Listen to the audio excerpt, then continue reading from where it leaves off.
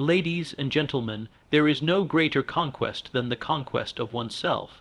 The man who has learned to master his own thoughts, his own desires, and his own habits has taken the first and most vital step toward mastering the world around him. You may seek riches, influence, or recognition, but none of these will be yours to hold until you gain control over the only kingdom you were born to rule, yourself. Every man and woman is gifted with a mind capable of directing infinite energy. Yet most drift through life governed by circumstance, ruled by emotion, and enslaved by habit.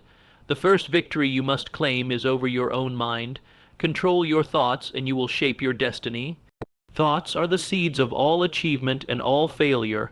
What you dwell on, you become. A disciplined mind breeds discipline in action, and it is through action, consistent, unwavering, purposeful action, that success is earned.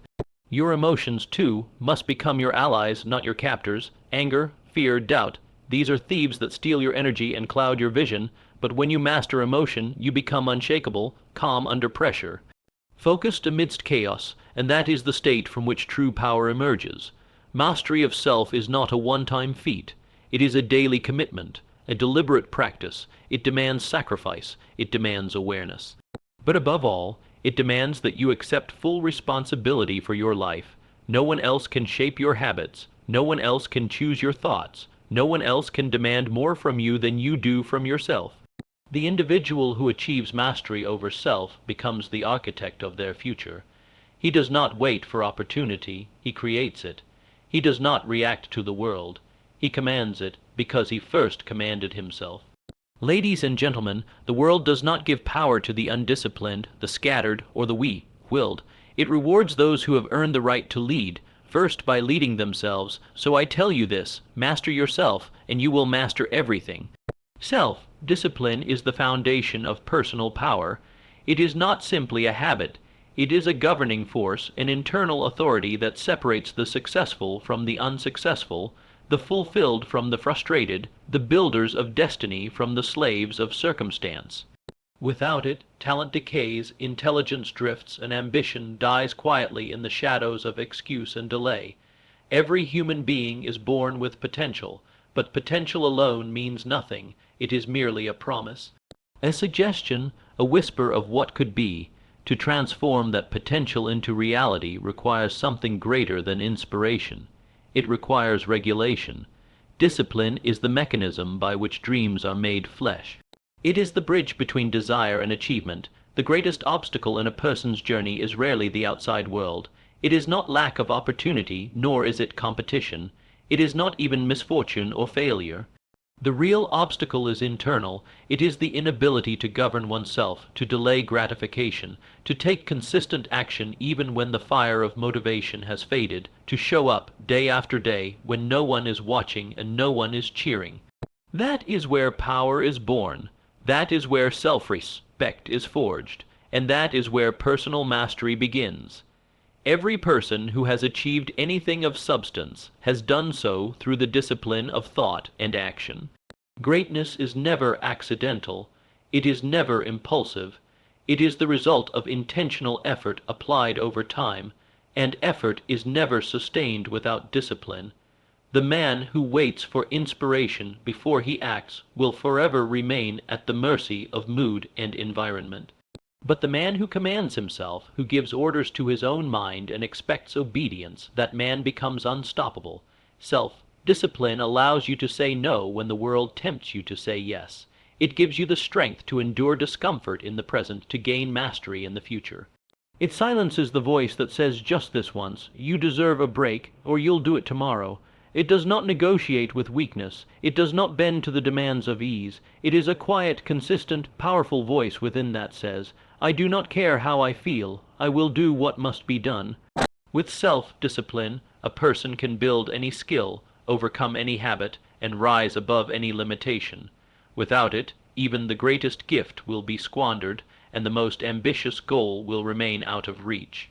Consider the man who wants to build wealth. He may understand business, he may have ideas, he may even possess charm and intelligence.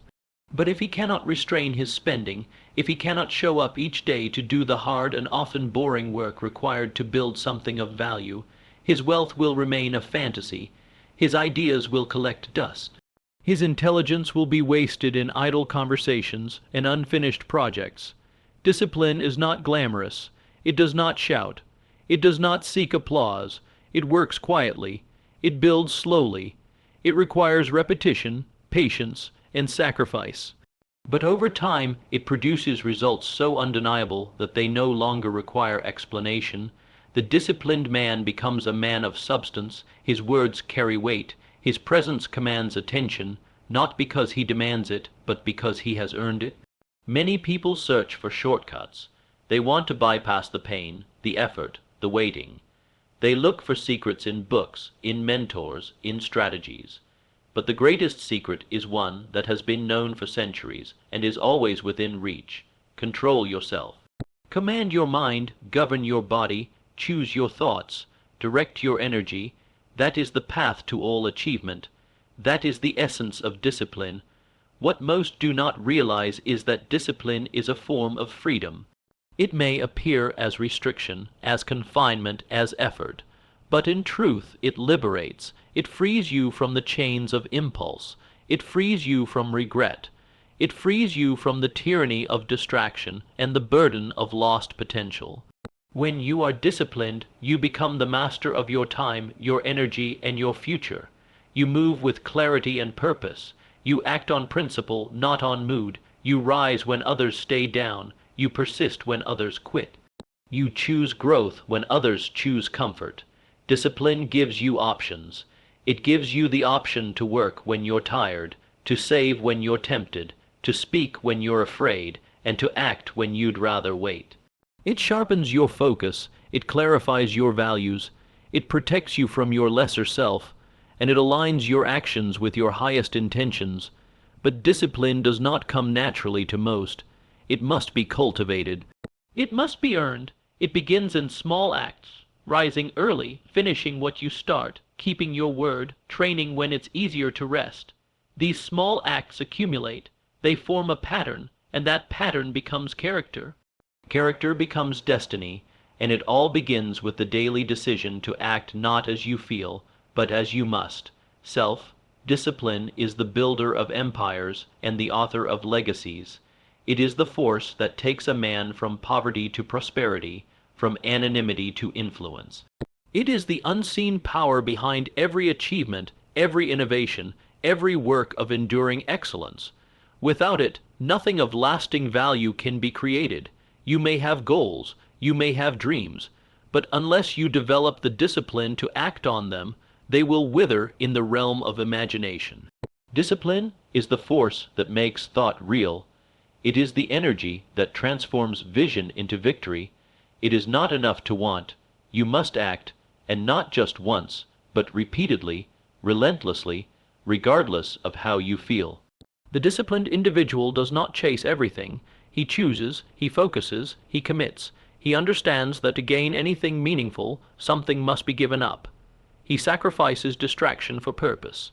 He sacrifices comfort for strength. He sacrifices now for later, but in doing so, he gains more than he gives. He becomes more than he was. Self-discipline is not a trait reserved for the few. It is available to anyone willing to claim it. It does not depend on background, resources, or circumstance. It depends on choice, the daily choice to rise above the noise of the world and the chaos of the mind, the choice to lead yourself with integrity, with consistency, with purpose. And it is never too late to begin. No matter how far you have drifted, no matter how often you've failed, you can decide right now to take control, to command your day, to train your mind, to harness your will. And in doing so, to build the kind of life that others admire, not because it was easy, but because it was earned. The strength you seek is already within you. The question is not whether you have it. The question is whether you will claim it. Whether you will silence the excuses, shut down the distractions, and commit to the process that transforms desire into destiny. Self-discipline is not about perfection. It is about direction, progress. Growth, it is the refusal to remain the same, the determination to get better, to push further, to rise again and again, and it is in this refusal to surrender to ease that personal power is born. Power is not given. It is taken, and the first and most important place it must be taken is within, for the man who masters himself becomes the master of his world. Your thoughts are the compass by which your entire life is steered. Every result you see, every success or failure, every moment of joy or despair, all of it begins first in the mind. Thought is the original seed, the unseen force that shapes your decisions, your behavior, and ultimately your destiny. Until you learn to take command of this internal force, you will remain at the mercy of circumstances you were meant to conquer. It is a profound truth that most people never pause to examine. The mind does not merely reflect reality, it creates it. Not in the magical or mystical sense, but in the most practical way imaginable. What you consistently think about shapes your beliefs. Your beliefs shape your habits create your outcomes, and your outcomes define the quality of your life. Control the thought, and you control the chain reaction that determines everything. There is no neutral thought. Every idea you allow to take root in your mind moves you in a direction, either forward toward achievement, growth, and self-respect, or backward into fear, confusion, and limitation. The thoughts you indulge are not harmless. They are the architects of your future. A single repeated idea, even if small, will form a groove in your mind, and that groove will become a path. Follow that path long enough, and it becomes a road. And down that road you go, often without even realizing you made the choice. The undisciplined mind is a dangerous master. It wanders, it reacts, it worries, it repeats patterns handed down by the past. It believes what it hears without question. It accepts limitations as truth. It entertains distractions and doubts, and most tragically, it does all this silently. The undirected mind never announces its sabotage, it whispers it normalizes it. And by the time you realize what it has done, years have passed, and your potential has been buried under a mountain of false beliefs. But there is another way. You can choose to become the deliberate architect of your thinking. You can observe the thoughts that drift through your mind and ask, is this thought serving me? Is this idea moving me closer to who I wish to become, or further away? Is it rooted in truth, or is it born of fear, doubt, and past failure? That moment of questioning is the beginning of mental power. It is the spark of awareness that can change everything. The greatest thinkers, achievers, and leaders throughout history understood this. They were not simply dreamers, they were masters of mental discipline. They chose their thoughts the way a sculptor chooses each stroke of the chisel. They did not allow unproductive thinking to go unchecked. They knew that a single negative idea, if left alone, could multiply and take root, so they replaced it, reframed it, overruled it, not once, but again and again, until the dominant thought was aligned with strength, purpose, and vision. When you begin to take control of your thinking, you will notice how often your mind drifts into the past or the future. Regret, worry, comparison, these are the ghosts that rob you of your present power. The mind loves to ruminate on mistakes and fantasize about what could go wrong. It feeds off imagined problems, but none of that builds your life. Only thought directed toward constructive action can do that. Control your mind by choosing thoughts that relate to what you can build, solve, or become right now. Thought also controls your emotional state. People often believe their feelings arise spontaneously, uninvited. But in truth, emotion is the child of thought. Think fear, based thoughts, and anxiety will follow. Think thoughts of inadequacy, and shame will surface. Think thoughts of anger, and resentment takes over. But shift your thoughts to gratitude, purpose, discipline, and strength, and your emotions will follow. You will find calmness, resolve, and courage are not emotions gifted by nature. They are cultivated by choice, through the repeated act of thinking aligned with truth and empowerment. What you repeatedly think becomes your internal story. It becomes your identity. If your mind constantly feeds you the thought, "I can't do this," you will not even try. If it whispers, "They are better than me," you will shrink in the presence of opportunity. But if you teach your mind to say, "I am capable, I am willing to learn, I will persist until I succeed," then those thoughts will become your posture, your voice, your decision, making your action. You cannot outperform your dominant thoughts. You cannot rise above a mind filled with self-defeating beliefs, but you also cannot be held back when your mind has been trained to support your highest standard. Controlling your thoughts does not mean suppressing your mind. It means leading it. You would not allow a child to run through traffic or play with fire, yet many allow their minds to entertain destructive ideas, addictive patterns, and endless self-criticism without stepping in to lead. To control your thoughts is to step into the role of leadership over your own internal world. It is to direct your attention, your focus, and your interpretation of life's events in a way that empowers you. Every setback you experience can be reframed by thought.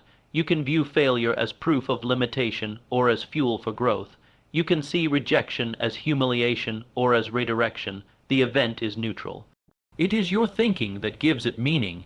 This is the power most overlook, that nothing has meaning until you assign it, and that assignment is a choice you make through thought. Even your physical state can be influenced by the power of your thinking. The mind and body are not separate.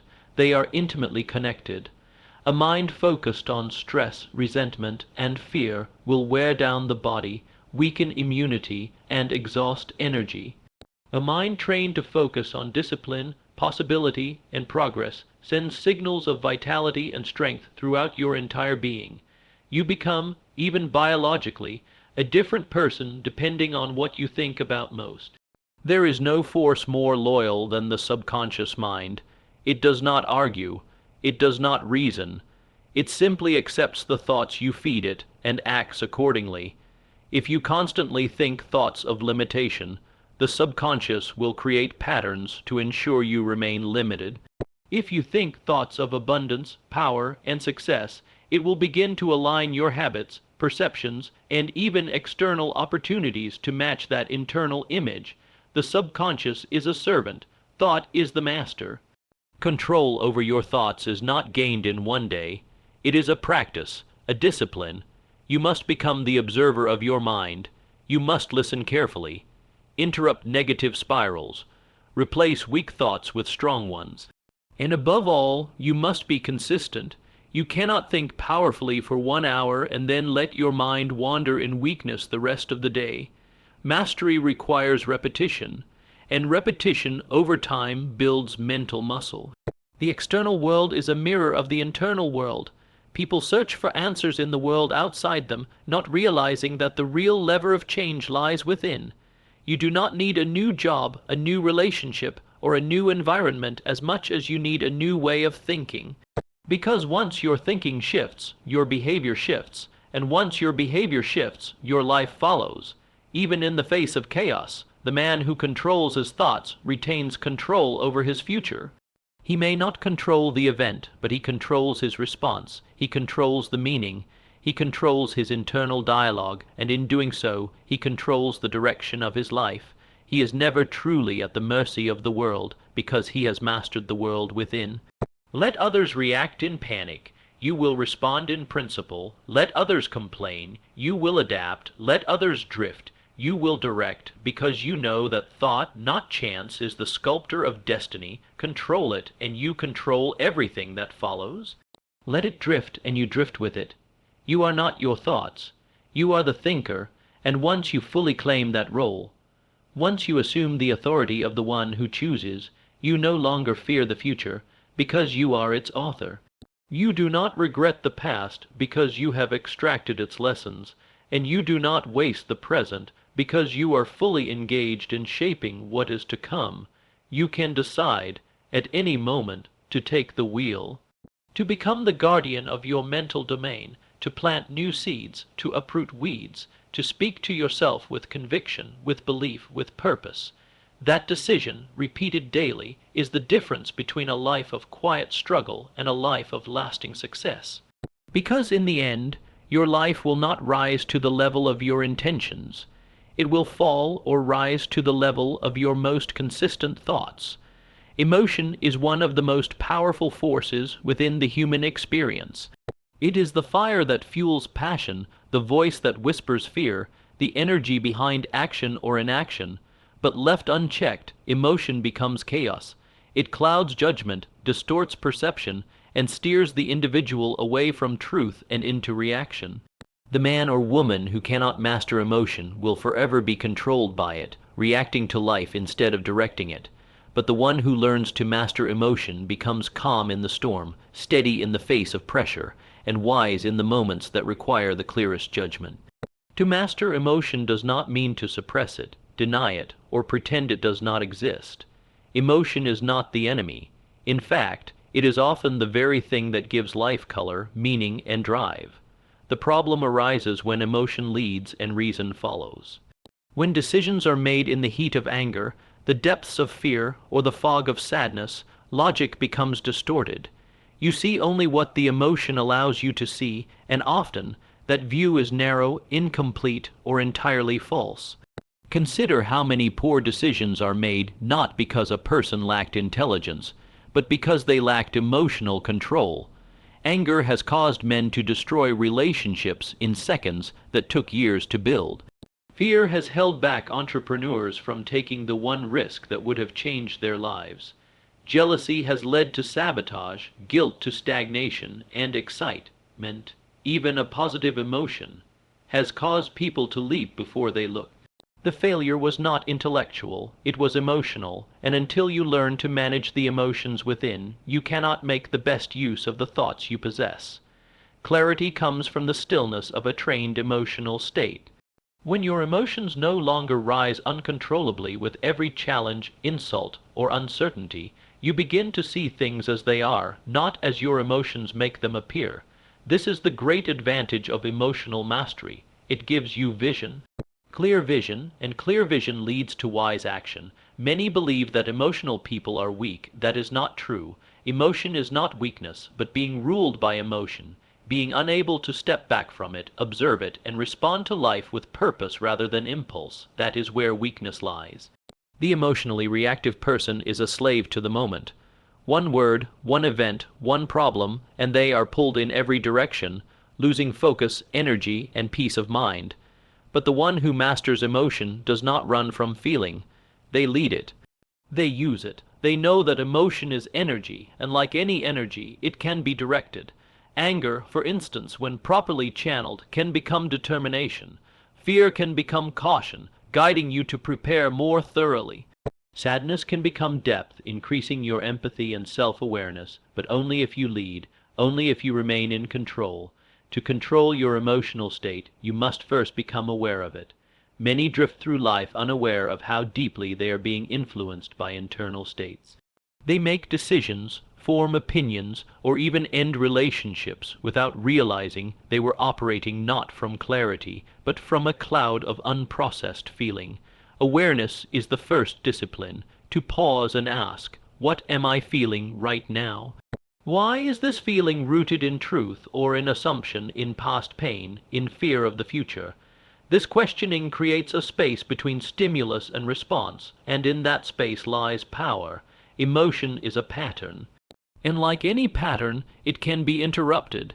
If a person is in the habit of reacting with frustration every time they are challenged, that becomes their default emotional loop. But that loop can be changed. It can be interrupted. It can be replaced, and the replacement is not automatic. It is intentional. It requires awareness, reflection, and above all, practice.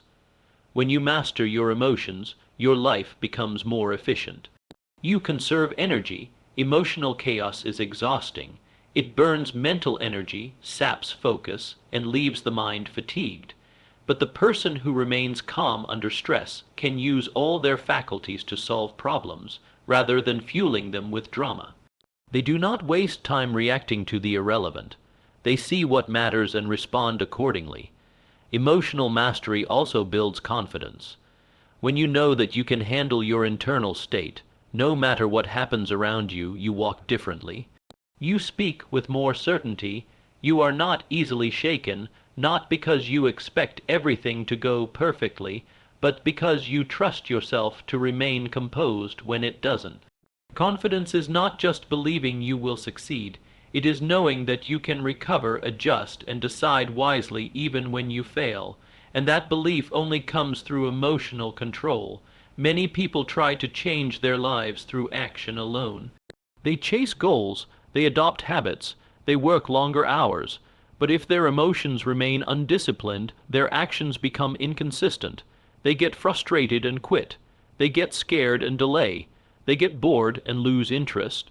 The emotional state is the foundation on which consistency is built. Without mastering it, all other efforts rest on shaky ground. Mastering emotion also improves your ability to lead others.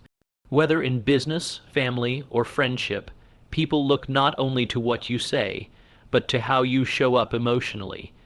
Do you bring calm to the room, or do you bring chaos? Can others depend on your emotional stability, or do they walk on eggshells around your moods? True leadership begins with self-leadership, and self-leadership begins with emotional control. In moments of crisis, it is emotional mastery that separates the leader from the follower. When others panic, the composed individual remains grounded. They think more clearly, they act more effectively, and they become the natural source of direction for those around them. This is not accidental. It is the result of years of developing internal control, of refusing to let emotions dictate choices. You must also learn to direct your emotions toward your highest purpose. If you do not assign your emotions a task, they will run wild. They will attach themselves to petty frustrations, imagined slights, and momentary discomforts. But when you tie your emotional energy to a higher mission, a bigger vision, a long-term goal, it becomes fuel. Instead of fighting battles that do not matter, you become emotionally invested in what does. You protect your energy, you choose your responses, and you focus your fire where it produces results. One of the most powerful forms of emotional mastery is learning to remain calm while under attack, whether from people, pressure, or circumstance. Calmness is not passivity, it is power under control. It is the ability to hear criticism without letting it distort your self-image. It is the ability to feel fear without letting it freeze your ambition. It is the ability to experience disappointment without letting it turn into bitterness. Calmness is not the absence of feeling, it is the control of it. Emotional mastery does not mean that you do not feel hurt, angry, afraid, or sad. It means you do not allow those emotions to make your decisions for you. You honor them, but you do not worship them. You listen to them, but you do not obey them blindly. You lead them, you shape them, and you decide what role they will play in your life. That is the essence of power. It also allows you to experience joy more fully. When your emotions are not in constant chaos, you are more present, more grateful, more able to experience life without the distractions of inner turmoil. You notice beauty, you appreciate progress, you find peace even in the midst of difficulty. Emotional mastery is not only about avoiding the lows, it is also about deepening the highs. You gain this control not by chance but by practice. By choosing over and over again to respond instead of react, by journaling, by reflecting, by breathing deeply in the middle of conflict, by stepping away from drama instead of diving into it. You grow emotionally strong the same way you grow physically strong, through resistance, through repetition, through challenge. And the most important truth of all is that emotional mastery is available to anyone. It is not a gift, it is a discipline. It is not something some people are born with, it is something that all people can build. It does not depend on personality, background, or history. It depends on willingness, on commitment, on the daily decision to lead your inner world as seriously as you lead your outer one. Because once you have mastered your emotions, you become immune to the manipulations of others. You no longer give away your peace every time someone disagrees with you. You no longer lose days of progress because of a single discouraging moment. You no longer fall into patterns that serve your lesser self.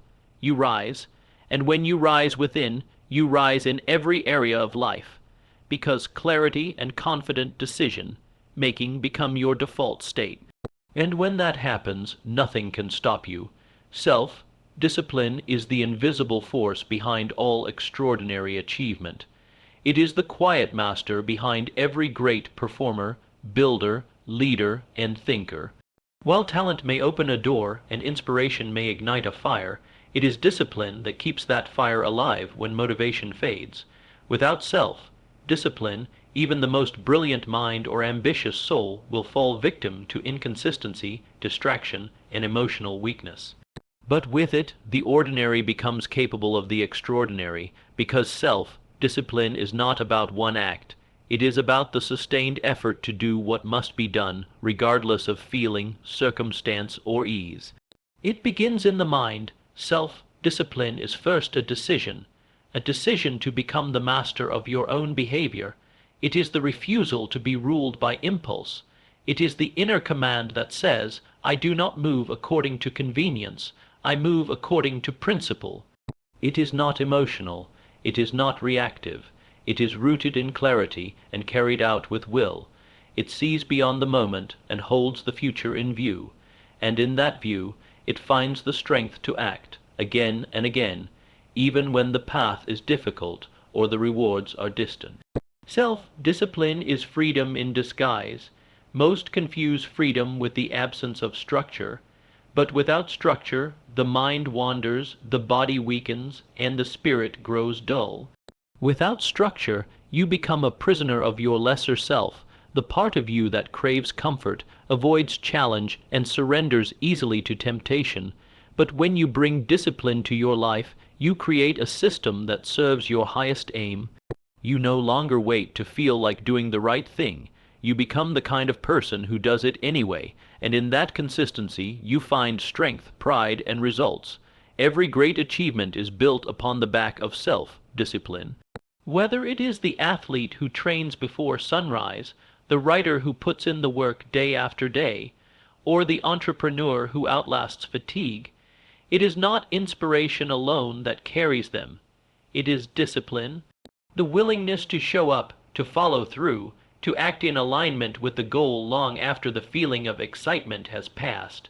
Success does not visit those who try, it visits those who persist. And persistence is only possible through discipline. It is the discipline to wake early, even when the bed is warm, the discipline to eat for strength, not for comfort, the discipline to speak with integrity when it would be easier to lie, the discipline to control your tongue, your time, your thoughts. It is not loud, it is not dramatic, it is practiced in silence, refined in solitude, and proven in results. It is doing the work no one sees, so you can achieve the life most never will. Self-discipline gives you control, not just over your time, but over your character. Every time you choose discipline, you are casting a vote for the person you wish to become. You are training your nervous system to align with action over excuse. You are building neural pathways of strength, not surrender. And with every repetition, you change not just your habits, but your identity. You go from someone who tries to someone who does, from someone who wishes to someone who works. It is not a single choice, but a series of small ones, repeated, refined, reinforced.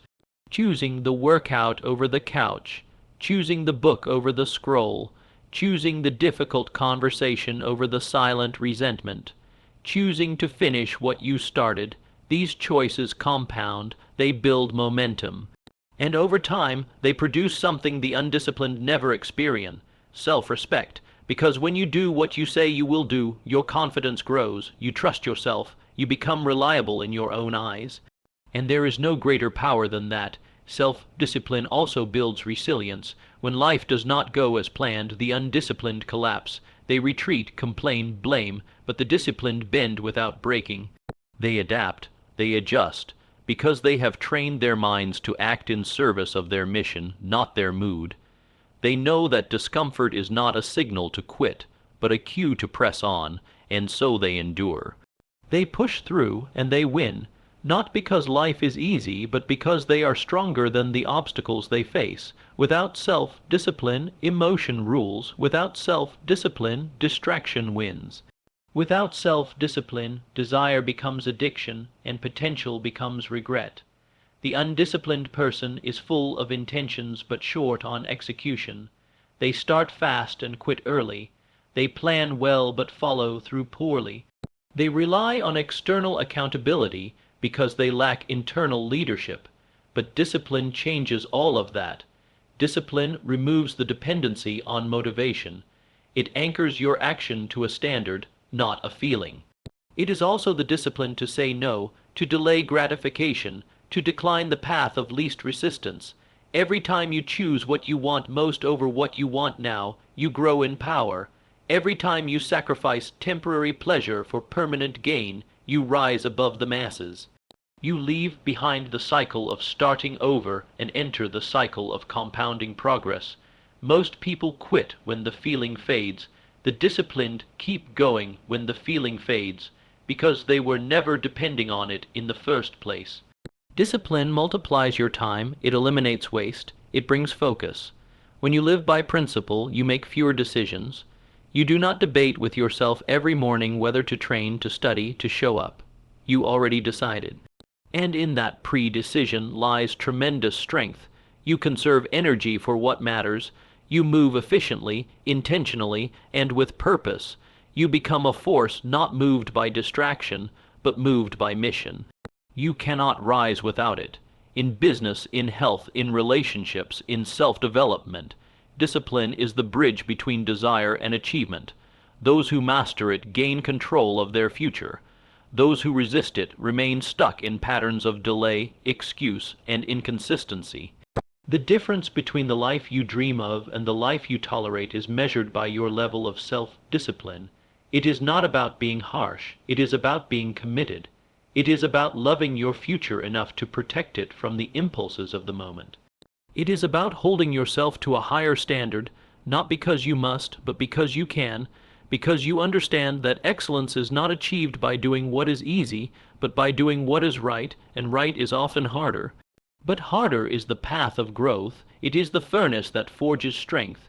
Discipline brings with it a quiet confidence. You stop needing to prove yourself to others because you know who you are in the dark.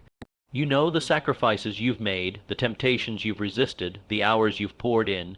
You move with certainty, not arrogance, because self-discipline has shown you your own capacity. You have confronted your weaknesses, outlasted your excuses, and earned your progress. And that kind of knowing cannot be faked. Even creativity requires discipline. The artist who waits for inspiration may never create, but the disciplined artist shows up, does the work, and in doing so invites inspiration. Discipline is the container that allows genius to flourish. It is the boundary that protects deep work from shallow distraction. It is the ritual that turns chaos into structure, and structure into impact. No one is born with discipline. It is forged, often through struggle, often in silence. It is developed one decision at a time, and it is tested constantly. There will be days when your feelings scream for comfort, for ease, for escape. Those are the days that matter most. Those are the days when discipline is not just a tool, it is a weapon against mediocrity, against temptation, against the erosion of your own greatness. You will not always feel like it. That is the point. If you only act when inspired, your life will be a series of starts and stops. But if you learn to act regardless of mood, you become unstoppable, because the world does not reward intention, it rewards action. And action requires discipline, even when no one is watching, especially when no one is watching, because that is where true discipline lives, not in public, but in private, not in performance, but in practice, not in what you promise others, but in what you deliver to yourself. That is where character is built, and character, more than any achievement, is the real reward. Self-discipline is not about punishing yourself.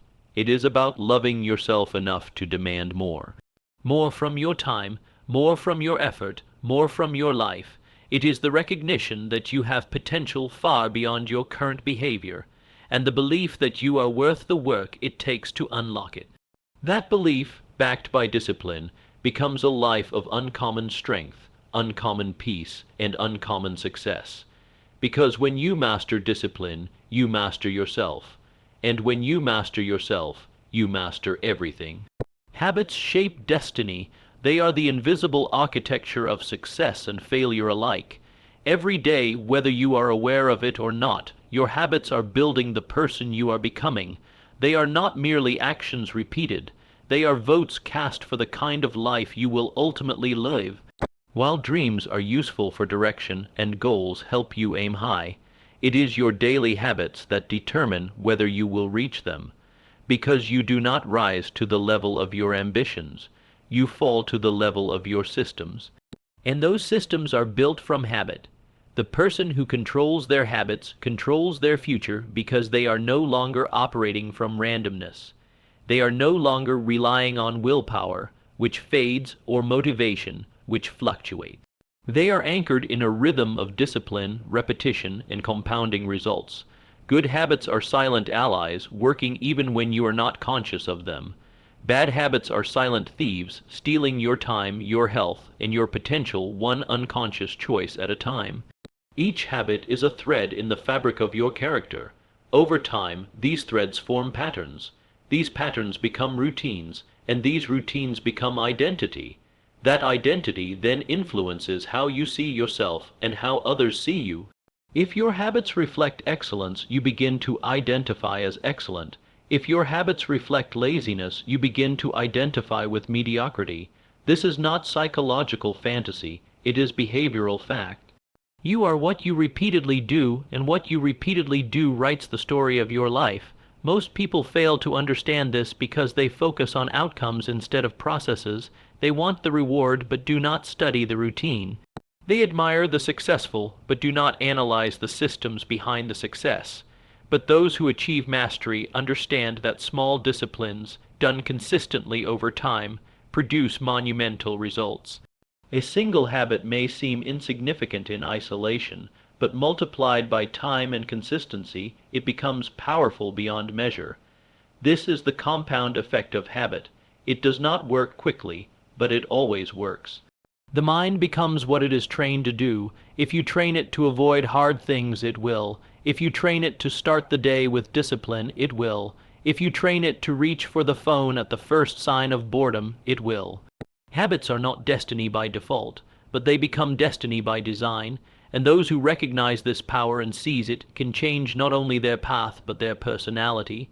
They can rewire old behaviors, replace destructive loops with constructive ones, and install a new standard for their life. This process begins with awareness. Most habits are unconscious. You wake, and you check your phone. You feel stress, and you reach for distraction. You're tired, and you skip the gym. These habits are not deliberate, but they are deeply rooted. The first step to changing them is to bring them into the light, to observe them without excuse or denial, to ask, what are the behaviors that are leading my life right now? Are they serving the future I say I want? Or are they slowly leading me in the opposite direction?